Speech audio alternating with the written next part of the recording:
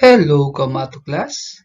Welcome back sa isa na namang pagtuklas ng aralin sa mathematics. Ang graphing, mapping diagram, table of values, and ordered pairs will be part of our presentation, which is all about illustrating a relation and a function.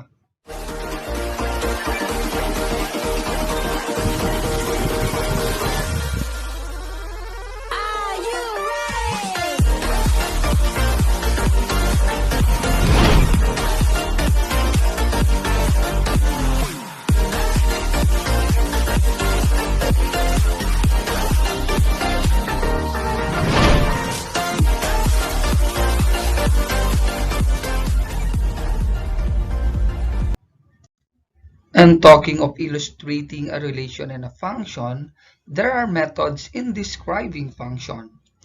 These are ordered pairs, table of values, mapping diagram, and graphing. One at a time, aalamin natin ang mga yan. To begin, let us present the objectives of this presentation. The first one is to illustrate a relation and a function. The second one is to verify if a given relation is a function or not given an ordered pairs. Simulan natin ang ating discussion sa definition ng relation.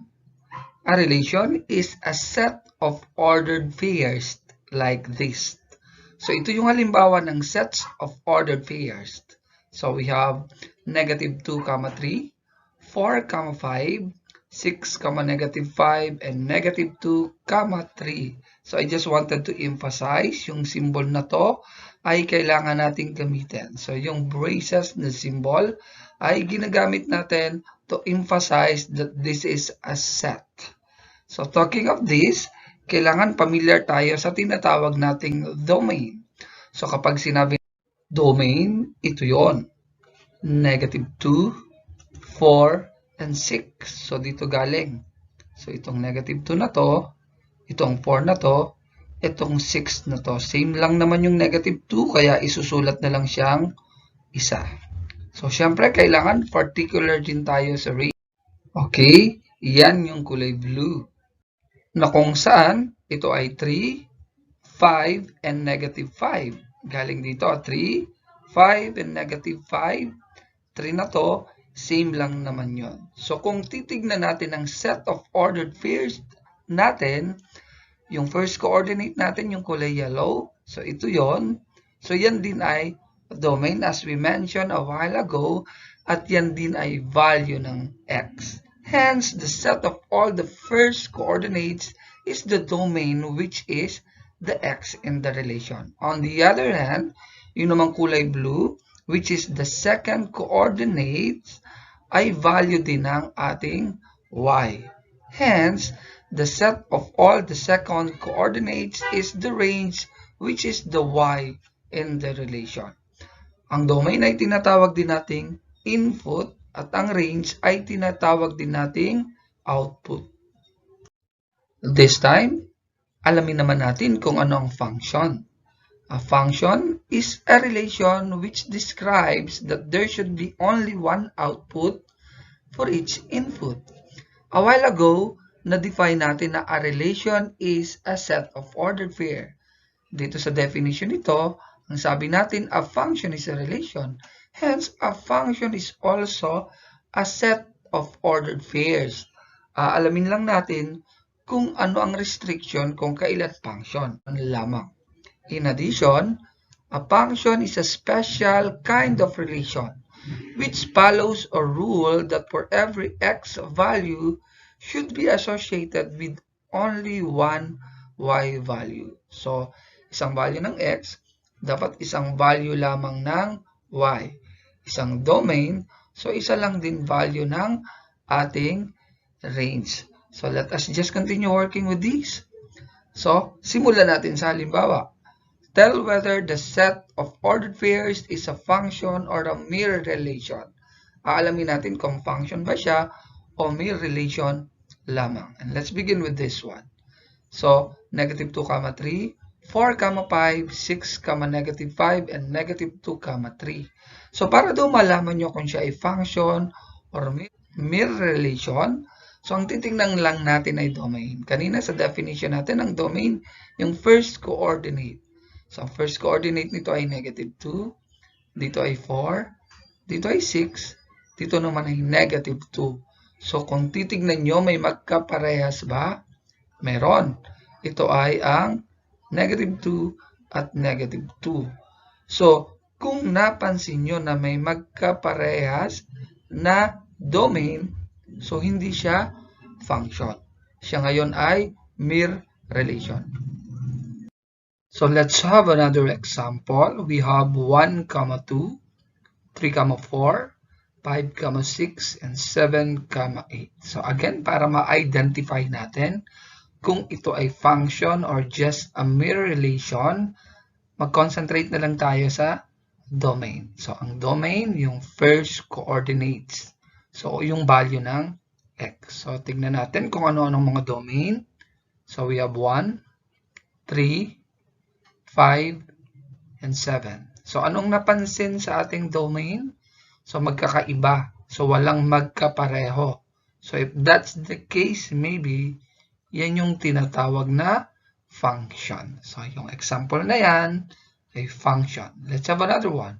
How about negative 2, 4, negative 1, 1, 0, 0, 1, 1, and 2, 4. Again, domain na lang ulit tayo. Ang domains natin ay negative 2, negative 1, 0, 1, 2. So, magkakaiba uli, walang parehas. Just to remind, syempre magkaiba yung negative 2 at positive 2. So, iba to at saka to ha. So, may nagkakaroon ng error na akala same lang. So, kaya dahil magkakaiba, function yan. Let's have another one. How about this example? Negative 2, 5, negative 1, 6, 0, 7, negative 2, 5. So, ang mga domain natin ay negative 2, negative 1, 0, and negative 2. Magkakaiba ba? Oops, mayroong domain na pareho. Ito yon, negative 2, tsaka ito. So, kapag nangyari yon, hindi siya function. Siya ay mere relation. So, let's have the last one. How about this one? 0, 3, 1, 6, 2, 9, and 3, 12. So, ano-ano ang mga domain? 0, 1, 2, and 3. So, magkakaiba uli, kaya function niya. So, I hope nagkaroon na tayo ng idea kung kailan function, kung kailan hindi, or yung tinatawag nating mere relation. So, this time, let's try this. So, bibigyan kayo ng 10 seconds para maisip kung ano ang ating sagot. And here is the given. So, 1, 1, 2, 2, 3, 3, and 4, 4. The time start now.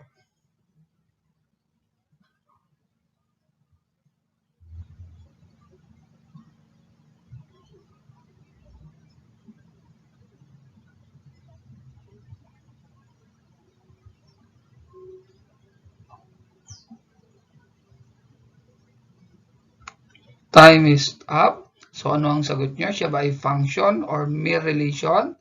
The answer is function. So, magkakaiba ng domain. Ang ating mga domain ay we have 1, 2, 3, and 4. So, different domain sa function. Let's have another one. How about this one? 1, 3, 2, 5, 3, 7, and 3, 7. The time start now.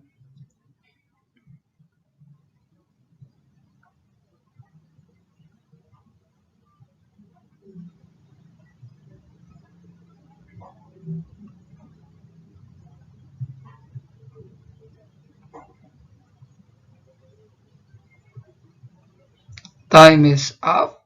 So, ano ang inyong sagot? Kung ang sagot nyo ay mere relation or not function, you are correct. So, dahil itong domain na to, tsaka ito ay parehas. So, again, pag may magkaparehas na domain, so hindi siya function. Let's have the next one. How about this one? Negative 1, 1, negative 2, 2, negative 3, 3, negative 4, 4. The time start now.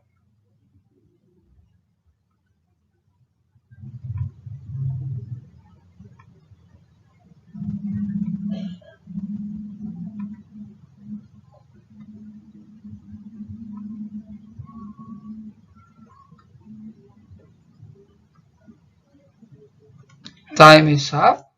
So, ano ang inyong sagot? Kung ang sagot nyo ay function, you are correct. Again, negative 1, negative 2, negative 3, at negative 4 ang ating domain magkakaiba. So I hope natuto na tayo sa illustrating a relation and a function given an ordered pair. Pero, sana subaybayan nyo ang susunod nating video on graphing, mapping diagram, and table of values. That's all, Kamato class. God bless us.